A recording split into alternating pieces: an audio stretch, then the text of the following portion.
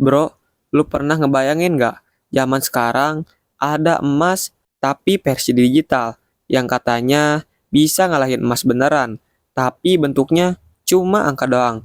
Yap, itu adalah Bitcoin. Emangnya Bitcoin bisa ngalahin logam yang udah dipakai sejak zaman Firaun? Nah, tahan dulu cincin kawin nenek lo, karena gue bakal bongkar pertarungan legendaris Bitcoin versus emas. Siapa yang bakal jadi raja di masa depan? Yo guys, balik lagi di channel Informasi Perben. Gua Jalpa. Di sini tempat nongkrong paling asik buat lo yang pengen paham duit, kripto, dan masa depan tanpa bahasa yang ribet. Hari ini kita bakal ngomongin dua legenda. Emas si senior legendaris versus Bitcoin si anak baru tapi nyusahin bank sentral. Yang satu bisa lo genggam, yang satu lagi gak kelihatan tapi bikin kaya. Oke, pertama kita bakal bahas soal seberapa langka mereka. Emas itu memang sudah terkenal langka, tapi faktanya suplai emas itu masih bisa terus bertambah. Tiap tahun ada tambang-tambang baru dan teknologi eksplorasi juga makin canggih. Bahkan ada ide untuk ambil emas dari asteroid luar angkasa. Jadi emas itu emang langka, tapi bukan berarti gak bisa bertambah. Nah, Bitcoin beda banget. Jumlahnya udah fix cuma 21 juta koin di dunia ini. Gak bisa tambah, gak bisa ngurang. Itu artinya gak ada yang bakal bisa cetak Bitcoin baru seenak kayak uang kertas. Ini yang bikin Bitcoin kayak tiket konser VIP yang sangat langka. Semakin lama, makin susah dapatnya. Jadi, dari segi langka, Bitcoin punya keunggulan karena suplainya tetap dan terbatas. Yang bikin nilainya bisa naik tajam kalau permintaan pasar makin besar. Selanjutnya, ada dari fleksibilitas transaksi. Ingat, kalau lo punya emas 1 gram dan pengen beli gorengan, kira-kira gimana caranya? Gunting emasnya dulu atau bawa ke toko emasnya dulu? Ribet banget kan? Makanya, emas itu kurang fleksibel buat transaksi harian. Sedangkan Bitcoin itu benar-benar beda level. Lo bisa transfer Bitcoin sesedikit apapun, mulai dari 0,00001 Bitcoin sampai full coin pun bisa. Kalau lo punya, mau kirim ke temen buat bayar jajan, bisa.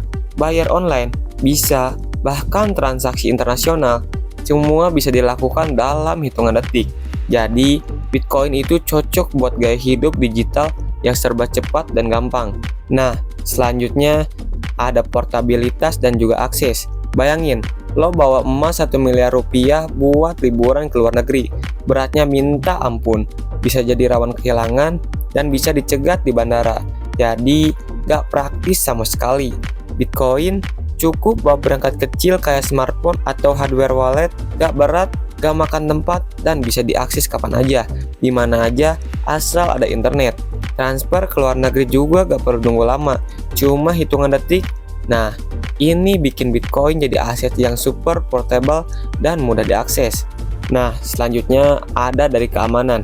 Bitcoin disimpan di blockchain, yang merupakan jaringan komputer global dengan sistem keamanan tinggi. Untuk nyolong Bitcoin, hacker harus ngambil alih lebih dari 51 jaringan Bitcoin yang tersebar di seluruh dunia. Itu hampir gak mungkin. Tapi ingat, keamanan Bitcoin sangat tergantung pada lo sendiri. Bagaimana lo bisa menjaga private key? Karena kalau hilang, aset lo juga bisa hilang. Nah, nextnya ada dari biaya dan likuiditas. Buat jual emas, lo harus ke toko atau ke pegadaian, dan biasanya kena potongan biaya administrasi. Nah, Bitcoin itu bisa dijual kapan aja lewat platform exchange, 24 jam nonstop tanpa harus ketemu orang. Likuiditas Bitcoin jauh lebih tinggi. Nah, selanjutnya ada di volatilitas dan potensi cuan. Harga Bitcoin itu bisa naik ratusan persen dalam waktu 1 tahun, 6 bulan, bahkan 1 bulan. Tapi harus ingat juga, kalau Bitcoin itu bisa turun drastis sampai lebih dari 50%. Jadi, buat yang suka tantangan dan bisa terima resiko yang tinggi, Bitcoin bisa kasih potensi keuntungan tinggi. Nah, kalau emas, harganya cenderung naik pelan tapi stabil. Cocok buat yang cari investasi aman dan gak mau pusing sama naik turun harganya. Nah, selanjutnya ada di inflasi. Bitcoin itu didesain dengan supply yang tetap. Jadi nilai pelindung uang saat banyak uang dicetak alias inflasi. Emas juga tradisional jadi safe haven saat inflasi tinggi. Tapi supply emas masih dinamis, jadi nilainya bisa berfluktuasi. Nah, selanjutnya ada di perbedaan regulasi dan kepastian hukum. Aturan soal Bitcoin masih beda-beda di tiap negara. Ada yang ketat, ada yang longgar. Jadi, ini perlu diperhatikan sebelum mulai investasi. Nah, kalau emas punya regulasi yang jelas, harga acuan resmi, dan pengaturan juga sudah mapan. Nah, selanjutnya ada di tren dan inovasi masa depan. Ekosistem Bitcoin terus berkembang dengan DeFi, NFT, dan teknologi blockchain baru yang bisa membuka peluang investasi baru. Emas cenderung konservatif, inovasi lebih ke produk seperti ETF emas dan digital gold, tapi dasarnya tetap logam fisik. Nah, di sini gua bakal bagiin strategi diverifikasi portofolio kalian.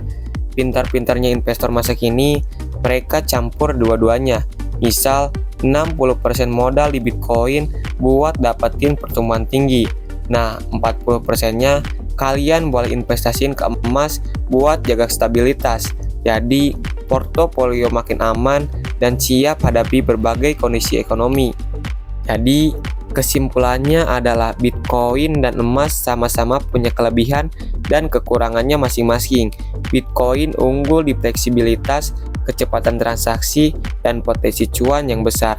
Tapi volatilitasnya tinggi dan butuh pemahaman teknologi. Emas unggul di stabilitas, regulasi yang jelas, dan nilai historis yang sudah teruji dari zaman ke zaman. Buat yang suka tantangan dan siap belajar, Bitcoin cocok banget buat kalian. Buat yang pengen aman dan tenang, emas tetap pilihan solid.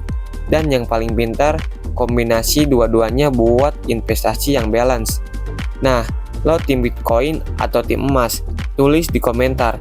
Jangan lupa like dan bagiin ke teman lo, keluarga lo, pacar lo, siapapun itu yang masih bingung milih investasi. Pantangin terus channel ini, karena selanjutnya kita bakal bahas hal-hal yang menarik dengan bahasa yang simpel.